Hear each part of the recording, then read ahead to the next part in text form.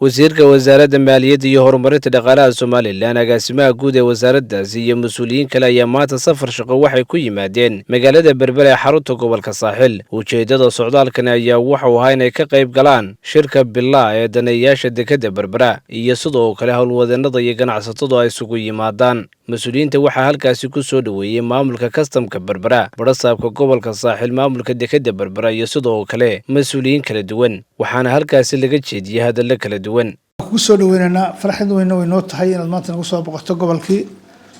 marka koowaad waa kuugu duceynaynaa xilka ballaaran ee lagu magacaabay in Ilaahay hawshana ku fududeeyo, xilkana kugu asturo. waxaan hambalyeynaa dhammaan adiga iyo wasiiradii kale ee la ansixiyay shalay. waxaan leenahay hore u socda ku soo dhawaada gobolkana.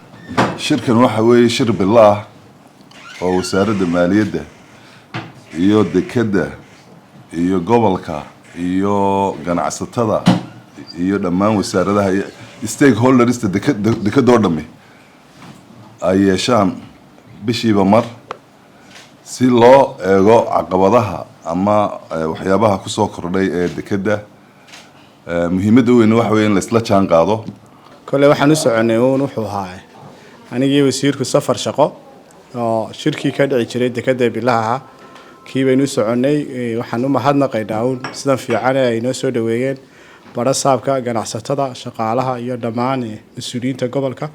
halay markaa mahadsantiin. shirkan waa shirkii Bilaha ee isugu yimaadeen daneeyaasha dekedda, stakeholders isugu yimaadeen si looga wada hadlo marba arrinka taagan, halka loo soconayo, wixii caqabadaha jira soo loo maareynayo.